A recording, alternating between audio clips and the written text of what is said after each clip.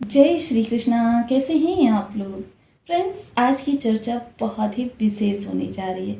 वृषभ 20 अप्रैल, वृषभ में गुरु का निर्णय, अक्षय भंडार। तो देखिए, बेहद महत्वपूर्ण है ये चर्चा।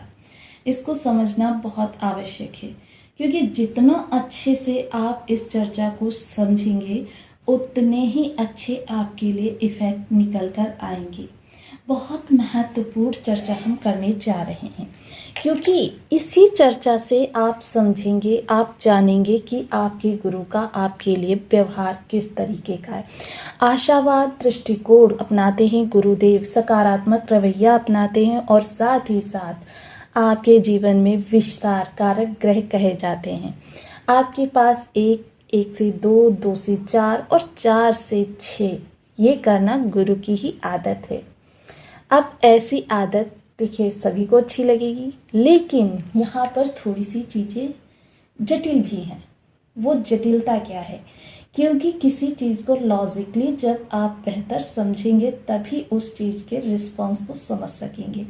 मोस्टली बहुत से लोग कहते हैं कि वीडियो फेक है, या बहुत से लोग कहते हैं कि आप गलत बताते हो, लेकिन जो लोग रेगुलर वीडियो देखते हैं वो लोग अब तक समझ ही गए होंगे कि मैं हर चीज़ का सूत्र, ये ऊर्जाएं किस तरीके से कार्य करती हैं, आपको डिटेल में बताती हूँ, क्योंकि हर वीडियो में हर चीज़ बताना पॉसिबल नहीं हो सकता।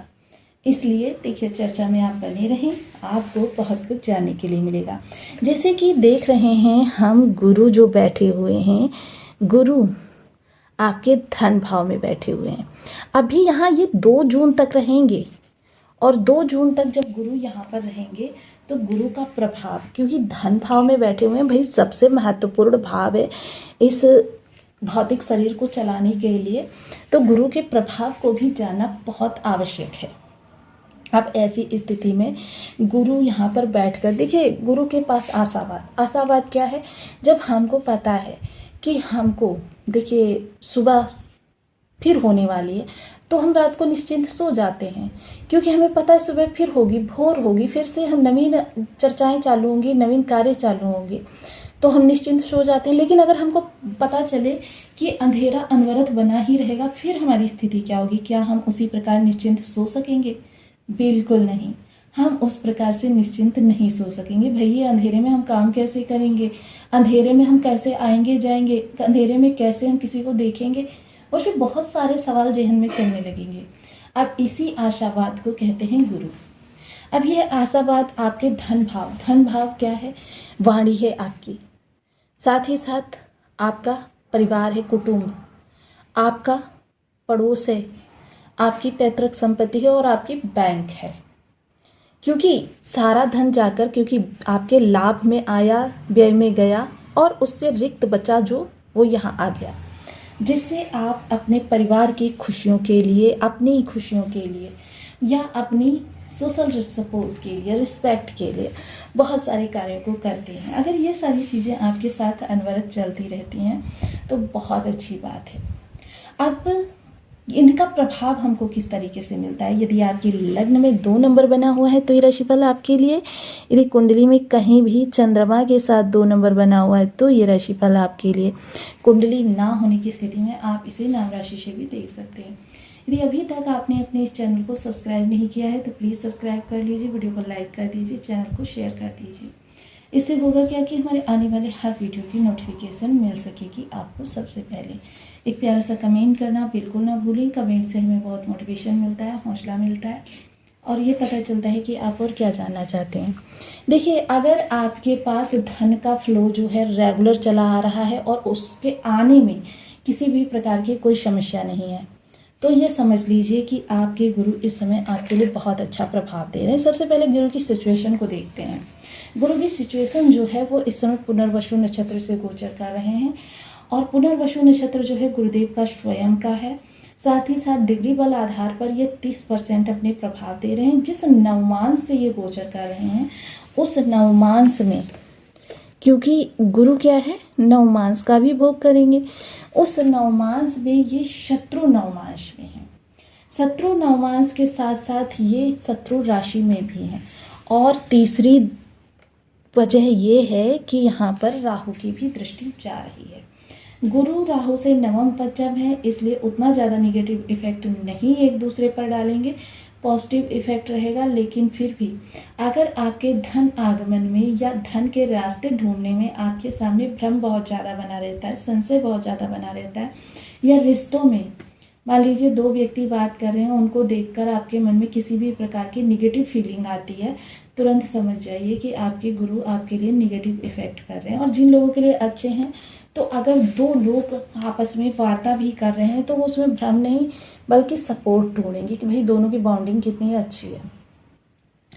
इसके साथ ही गुरु का जो इफेक्ट रहेगा वो आपके पैतृक संपत्ति पर, मोस्टली आप किसी फाइनल डील के लिए जा रहे हैं, इंटरव्यू के लिए जा रहे हैं, किसी रिलेशन में जा रहे हैं, आप पूरी तरीके से क्वालिफाइड हैं, आपके अंदर एबिलिटी है, सारी चीज़ें हैं, लेकिन आप जब इंटरव्यू दे रहे हैं एकदम से आप नर्वस हो जाते हैं कि आपकी जो चीज़ें आपको आती हैं वो भी आपके गले में अटक जाती हैं। तुरंत अलर्ट हो जाइए गुरु के निगेटिव इफेक्ट। और ये निगेटिव इफेक्ट अगर आपको अभी मिल रहे हैं तो इसका मतलब इस ऊर्जा को संभालने की बहुत ज़्यादा ज़रूरत है। एक चीज़ और यहाँ पर चर्चा को रोक कर कहना चाहूँगी कि ये कभी मत समझिएगा कि अगर आपको निगेटिव इफेक्ट मिल रहे हैं कि अगला परिवर्तन जो होगा वो हमारे लिए पॉजिटिव हो जाएगा। ऐसा कभी नहीं होगा जब तक आप ऊर्जा को संभालने के लिए प्रयास नहीं करेंगे, क्योंकि मोस्टली ये वीडियोस जो आपको दिए जाते हैं इन्हीं से आप अपने लिए बहुत कुछ निकाल सकते हैं। देखिए, ये एक ग्रह की स्थिति के आधार पर आपको वीडियो दे दिया जाता है। मान लीजिए ग्रह की बहुत सारी स्थिति हो सकती हैं, इनको भी थोड़ा सा हम 1 मिनट की चर्चा कर लेते हैं, क्योंकि यही वह सूत्र है जो आपको ये कहने से मना कर देगी कि भाई मुझे रिजल्ट नहीं मिल रहा, या आप फेक वीडियो बनाते हो, या मतलब कुछ भी जैसे नेगेटिव कमेंट्स। तो इसके लिए देखिए, मान लीजिए गुरु यहाँ पर बैठे हैं, आपके बर्थ चार्ट में गुरु राहु की युति हो रही है, गुरु राहु के नक्षत्र में है, या गुरु की किसी भी प्रकार से शत्रु ग्रहों के साथ में डिस्टरबेंस हो रही है, तो ये हमेशा आपको निगेटिव इफेक्ट ही देंगे। गोचर में चाहे जितनी भी अच्छी स्थिति बन जाए और जितनी प्रबल स्थिति बनेगी उतने ही आपके लिए निगेटिव इफेक्ट निकल कर आएंगे। अगर गुरु यहाँ पर चंद्रमा के साथ बैठे हुए हैं, गुरु यहाँ पर सूर्य के साथ बैठे हुए, गुरु यहाँ पर मंगल के साथ बैठे हुए हैं, तो आपके लिए गुरु के हमेशा ही अच्छे इफेक्ट निकल कर आएंगे। गुरु अगर निगेटिव भी है ना तो भी आपके लिए अच्छे इफेक्ट निकल कर आएंगे। डिग्री बल गुरु के पास कितना है, अंश बल कितना है, ये चीज़ आप षड बल से देख लीजिए। आप किसी भी ऐप में अपने लिए अपनी कुंडली को बनाइए और षड बल में चले जाइए, वहाँ पर आपको पता चल जाएगा कि आपका कौन सा भाव कितना प्रबल है, कौन सा ग्रह कितना प्रबल है, कितने % उसके अच्छे प्रभाव मिल रहे हैं। अब चलिए चर्चा को आगे बढ़ाते हैं। अब एक चीज़ और, यहाँ पर ऐसा नहीं है कि इन खराब ऊर्जाओं को हम सही नहीं कर सकते। अगर हमारे गलत कर्म करने से ग्रह खराब होता है तो हमारे अच्छे कर्म करने से ग्रह अच्छा भी होता है। जन्म के साथ हमें प्राप्त ऊर्जाओं को हम बिल्कुल सही कर सकते हैं। अब गुरु का देखिए 3 दृष्टियां भी हैं। पंचम जो दृष्टि जाएगी वो आपके शत्रु पक्ष पर जाएगी। शत्रु आपको बहुत परेशान कर रहे हैं, आप बहुत ज़्यादा आहत रहते हैं, बहुत ज़्यादा डिस्टर्बेंस रहते हैं, समझ लीजिए गुरु के निगेटिव इफेक्ट है। लेकिन शत्रु आपसे इस समय भयभीत रहते हैं आपके ज्ञान के कारण कि आप किस दिशा से कौन सा सूत्र लेकर आ जाएंगे जिसकी वजह से वो चारों खाने चित हो जाएंगे। आपके गुरु अच्छे हैं। कंपटीटर्स को हराने में आपको बिल्कुल भी कठिनाई नहीं होती, बल्कि आप उनको चाहते हैं कि वो आपके साथ डिबेट करें, तो आप बहुत अच्छे गुरु से प्रभावित हैं। सप्तम दृष्टि, देखिए ये बहुत महत्वपूर्ण भाव है, परेशानियों का भाव है। अगर आपकी जीवन साथी आपसे बहुत सहयोगी है, बहुत ज़्यादा आपकी बाउंडिंग अच्छी है, उसके कुछ कहने से पहले आपको समझ जाते हैं या वो समझ जाते हैं, उनका बात करने का तरीका आपके लिए बहुत ही अच्छा है, समझ लीजिए बहुत अच्छे गुरु हैं। अगर जीवन साथी कटाक्षपूर्ण, व्यंग्यपूर्ण या आपकी कमियां आपको बताने का प्रयास करता है, समझ लीजिए गुरु निगेटिव है।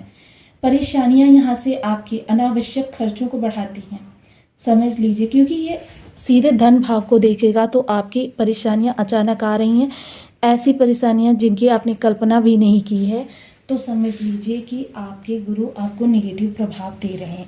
नवम दृष्टि आजीविका भाव पर, आप पूर्ण पारंगत हैं, आपके कार्यों में कमियां निकाली जा रही हैं, समझ लीजिए गुरु निगेटिव है। आपको आपके कार्य का क्रेडिट नहीं दिया जा रहा, गुरु निगेटिव है। लेकिन जिन लोगों के गुरु अच्छे हैं, समझ लीजिए उनके जीवन में कार्य का क्रेडिट भी मिलता है, प्रशंसा भी होती है और प्रमोशन भी मिलता है, वेतन वृद्धि भी होती है, ट्रांसफ़र या कुछ भी वो जो करना चाहते हैं वो चीज़ें प्राप्त होती हैं। साथ ही साथ अब गुरु खराब किन कारणों से होते हैं, इनके पहले लक्षण शरीर में पहचानेंगे। अगर आपके शरीर में वसा एकत्र होने लग जाए, अचानक शरीर एकदम से बेडौल होने लग जाए, समझ लीजिए नेगेटिव गुरु आपको इफ़ेक्ट कर रहे हैं। सांस लेने में दिक्कत, जैसे आपने बहुत वजनदार कार्य कर दिया, बहुत चलने में, तेज चलने में आपकी सांस फूलने लग गई, प्रदूषित वातावरण में जाने पर आपकी सांस ऐसा लगता है दम घुट गया, लीवर संबंधी कोई समस्या है, समझ लीजिए कि आपके गुरु आपको नेगेटिव इफ़ेक्ट दे रहे हैं और आपको तुरंत इसके उपचार की आवश्यकता है। महिला वर्ग के लिए तो और भी आसान है। आपके पति का आपके प्रति कैसा रवैया है।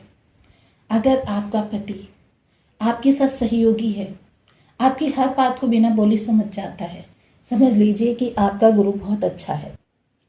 अगर आपका पति आपके कार्यों में कमियां ढूंढता है, आपकी हर समय कमियां बताता है, आपको पब्लिकली इंसल्ट करता है, ये बहुत ही खराब गुरु के लक्षण हैं। आपको तुरंत अलर्ट हो जाना चाहिए। अब वो उपाय जो कि शास्त्रों में बताए गए हैं गुरु को अच्छा करने के लिए, सबसे पहले देखिए, गुरुवार का व्रत कर सकते हैं या गुरुवार के दिन नमक का त्याग कर सकते हैं। साथ ही साथ केसर मिश्रित, हल्दी मिश्रित जल पीपल वृक्ष या फिर केले के वृक्ष पर चढ़ाएं। संत जनों का आदर करें, बड़े बुजुर्गों का सम्मान करें। पीले कपड़े धर्म स्थान पर दान कर सकते हैं या धर्म स्थान पर नित्य प्रति जाने की आदत बनाएं। धार्मिक पुस्तकों का स्वाध्याय करें। हल्दी की गांठ किसी भंडारे में जरूर दान करें। आप जब ये उपाय करते रहते हैं, और उपाय देखिए जब भी करें तो अपनी हथेलियों में अंजलि, जिस तरीके से अंजलि भरी जाती है, इस तरीके से, उसी तरीके से आप इन चीज़ों को दान कर सकती हैं। आप जितना ज़्यादा ये